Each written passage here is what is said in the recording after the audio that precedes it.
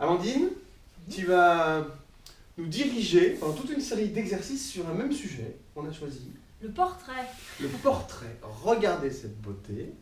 Donc là, voilà le résultat final. On a le résultat final, voilà. On a anticipé.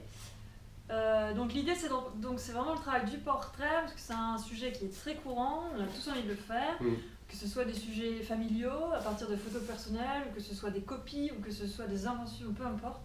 Le portrait est un sujet primordial. Universel, voilà, universel. Tout à fait. Donc voilà, c'est vraiment justement comprendre tout le processus, étape après étape, pour représenter, interpréter le portrait. Plein d'épisodes qui vont vous amener à produire, à réaliser ça. Ce qu'Amandine a fait aujourd'hui, on va découper ça en plusieurs épisodes. Le premier, la première partie, qu'on va démarrer tout de suite, c'est la mise au carreau. Voilà, c'est indispensable pour pouvoir représenter un portrait de manière fidèle, de manière réaliste, pour pouvoir représenter justement les bonnes proportions, qu'on retrouve exactement l'expression et qu'on retrouve le sujet tel qu'il est dans la réalité. C'est d'autant plus important sur le portrait qu'il faut qu'il y ait une ressemblance forte, quoi. Oui, c'est ça, parce que là, on peut pas être, si on veut vraiment représenter un sujet comme il est dans la réalité, on peut pas être dans l'approximation, c'est pas possible. Parce que ne serait-ce que 2 mm, par exemple, dans l'écart des yeux, ou 2 mm sur la hauteur du nez, change complètement la personne. Donc c'est malheureusement indispensable d'être rigoureux là-dessus. Et on y va donc avec cette première étape sur la mise au carreau. Donc dans la réalisation d'un portrait, le plus important, c'est de respecter la fidélité au sujet, qu'on puisse retrouver la ressemblance. C'est essentiel. D'une manière ou d'une autre, que ce soit stylisé ou réaliste. En tout cas, voilà, la ressemblance est primordiale. Donc là, ici, on va procéder par la mise au carreau. La mise au carreau, c'est la technique traditionnelle de représentation réaliste. C'est-à-dire qu'on va justement garder les bonnes proportions et le bon esprit simplement par l'utilisation d'une règle et d'une calculatrice. Donc pour ça, là on a changé le format, c'est-à-dire que le modèle est sur un format horizontal. Ici on va utiliser le format portrait, c'est-à-dire voilà, c'est le format traditionnel pour le portrait, donc plus en rectangle en hauteur. Pour la mise au carreau, on va conserver la proportion, parce que là forcément on ne va pas pouvoir garder le rapport hauteur-largeur, puisque là on est dans un sens inversé. Donc ce qu'on va faire, c'est qu'on va isoler notre sujet, et on va garder cette proportion là. Par exemple, le sujet, on va faire la même chose. On va se limiter par exemple au chapeau, plus ou moins. Ici c'est la limite. Après par exemple cette partie droite ici, on s'en fiche un peu, et de toute façon elle va être coupée. C'est-à-dire que nous, notre format horizontal va garder ce sujet là. Donc on va garder la largeur, on est sur une largeur de 22 cm. À nous de voir où on va vouloir placer, on va dire plus ou moins ce carré, en tout cas ce personnage-là. Est-ce qu'on va utiliser tout le format? Là c'est pareil, on a un format carré maintenant, puisque ici ça s'en va. Donc ça veut dire qu'il va falloir rajouter un peu en hauteur. Donc le 22 cm et la bordure du chapeau, on veut par exemple que notre personnage soit plus ou moins ici. Donc c'est-à-dire 22 sur le papier, mais nous, sur notre toile, ça va être du... après, c'est à chacun de voir. Par exemple, ici, 35. Donc, c'est-à-dire que voilà, le bord du chapeau va arriver plus ou moins sur cette ligne-là. 35 ici. On va faire, 35 là-haut.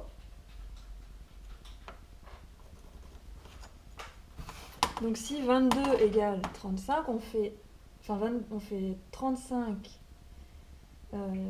divisé par 22, on a un rapport de 1,59.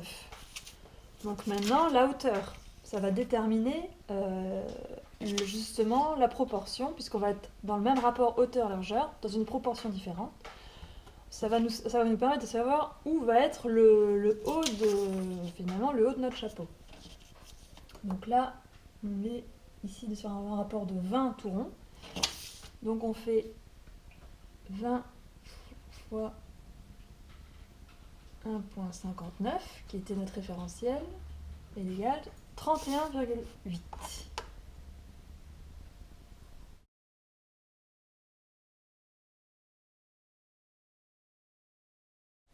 Voilà. Donc le carré qu'on a tracé sur notre papier se retrouve ici. C'est-à-dire que notre personnage va se situer à l'intérieur. Donc voilà, c'est bien, ce qui veut dire qu'on va avoir une distance plus, en hauteur, au-dessus du chapeau, et une distance un petit peu sur la droite. Donc notre personnage aura le visage plus ou moins centré, et il sera comme sur la photo, décalé sur la gauche. Et ensuite, donc maintenant qu'on a le bon rapport hauteur-largeur, il nous suffit de tracer maintenant tout simplement le quadrillage. Et pour ça, on va aller à chaque fois tracer la moitié. Donc par exemple, la moitié de 22, on est à 11. La moitié de 11, c'est du 5,5.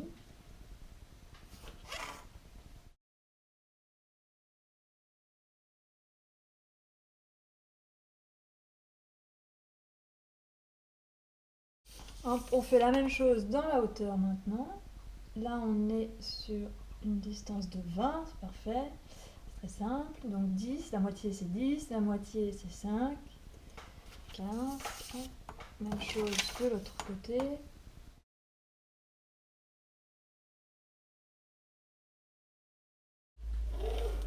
Voilà. Et plus on va faire des carreaux petits, plus notre dessin sera précis, parce que forcément on aura une grille de repères qui sera beaucoup plus étroite, donc plus facile dans le repérage. On va faire ici la même chose sur notre support.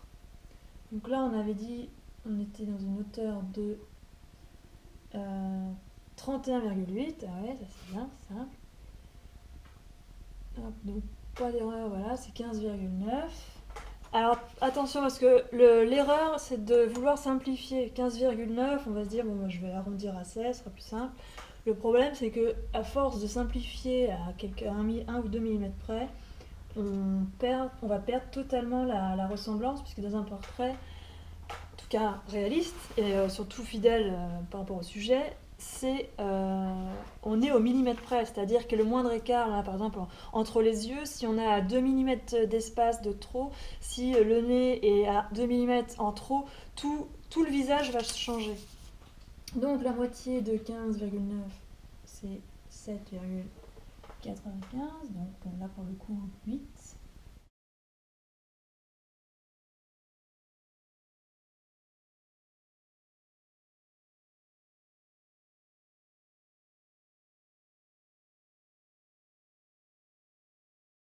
Pour la largeur maintenant, on est dans une mesure là de 35. Donc de nouveau, on divise par 2, ce qui fait du 17,5.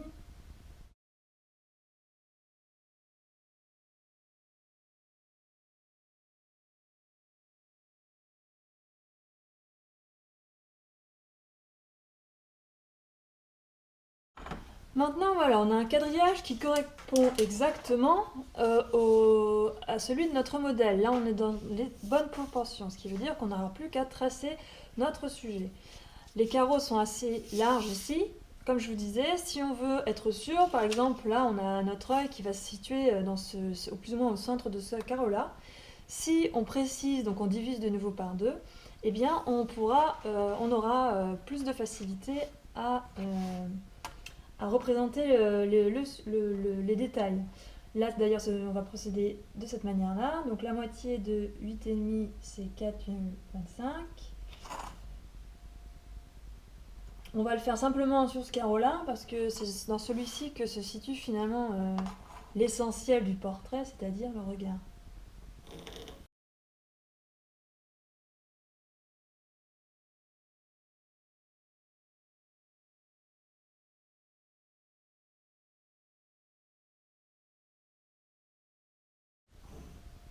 Et là, voilà, on s'aperçoit, c'est pas fait exprès, que le centre du carreau se situe pile au niveau de l'iris.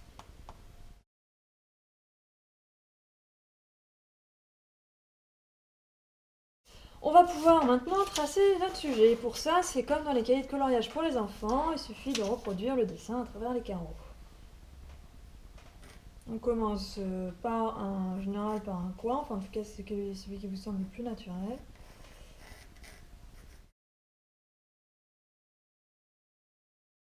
Donc c'est un peu long, C'est fastidieux, c'est pour ça que beaucoup de gens préfèrent les solutions alternatives. Par contre, ce qu'on ignore, et souvent on ne se rend pas compte, c'est que c'est le meilleur apprentissage, c'est en tout cas un apprentissage excellent pour le dessin, parce que justement ça entraîne l'œil, ça permet d'apprendre à observer les détails dont on ne se rendrait pas forcément compte au naturel. Et puis le fait de travailler avec ce quadrillage permet vraiment de... En fait, le regard est habitué, ce qui fait qu'après vous pouvez regarder n'importe quel sujet, que ce soit une coupe de fruits ou un personnage, enfin un individu.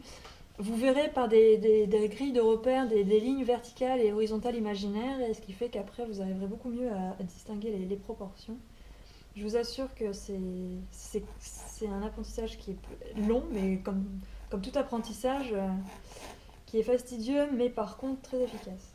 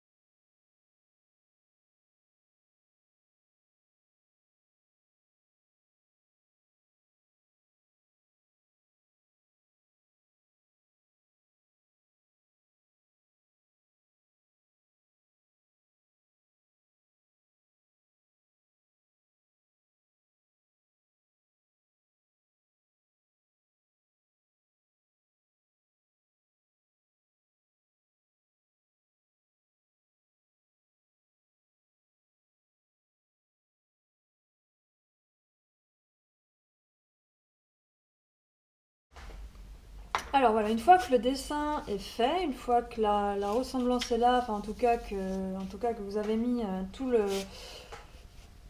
votre esquisse, vous pouvez à présent gommer le quadrillage. Parce que ça, on n'en a plus besoin. Et puis, même si on le voit sous la peinture, c'est pas gênant. Au moins, on enlevait quand même un maximum.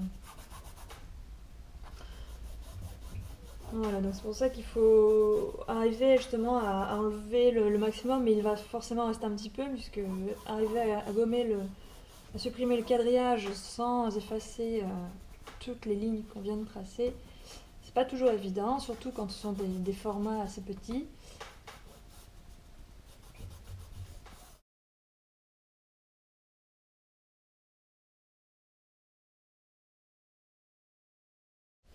Donc, comme vous pouvez le voir, j'ai choisi la gomme mie-de-pain parce que par expérience, elle gomme beaucoup mieux qu'une gomme standard. La gomme standard est assez plastique, donc ce qui fait elle étale, elle a tendance à étaler quand ce sont le gras du crayon. C'est plutôt bien pour les crayons secs, donc des crayons dans les H, mais là quand on est des crayons dans les B, comme 2B et au-delà, mieux vaut prendre une gomme mie-de-pain, parce que du coup, vous voyez, ça colle en fait, ça absorbe en quelque sorte, ça accroche plutôt la matière, donc le graphite, sans l'étaler. Ce qui fait qu'on a un travail beaucoup plus propre et plus efficace aussi.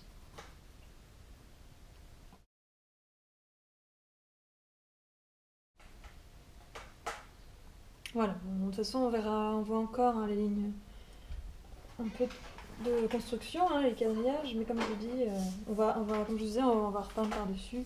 C'est juste histoire d'enlever le plus gros. À cette étape-là, on a donc nos lignes de construction, on a donc notre repère pour pouvoir appliquer la peinture.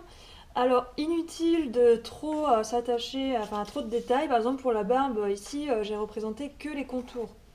Donc ça commence là de la joue jusqu'au contour extérieur.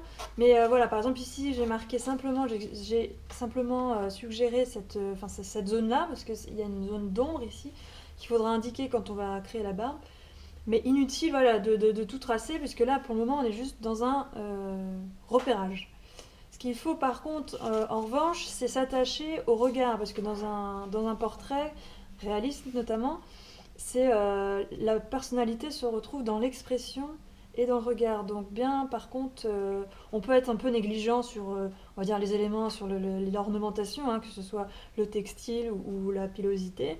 Ça, on peut être un peu approximatif. Par contre, pour le personnage masque, c'est-à-dire le regard et l'expression, c'est indispensable de le retrouver, et ça dès le départ. L'erreur, souvent, c'est de se dire, bon, ça va, c'est pas trop mal, mais je rattraperai par la suite. Non. Si le dessin est mauvais, votre peinture sera mauvaise. Le dessin, il faut que chaque étape de votre tableau, tout le long du processus, chaque étape doit être impeccable. Bon, première étape franchie. Première étape franchie, alors c'est pas si compliqué, c'est juste, faut simplement, et ça demande juste de la patience et c'est du travail. Et un peu de rigueur, un peu de rigueur, pour le report et les proportions. Voilà, bon, on arrive souvent à des erreurs, hein, c'est quelque chose qui arrive couramment, mais avec l'habitude, ça s'efface, et puis c'est comme ça qu'on apprend. Mais comme tout apprentissage, il faut. Eh oui, il faut pas de problème. Et on se retrouve très très bientôt pour le prochain épisode qui est l'ébauche. L'ébauche. Bon, il y a déjà dans le nom, on imagine déjà ce qui va se passer. À très bientôt. Suspense.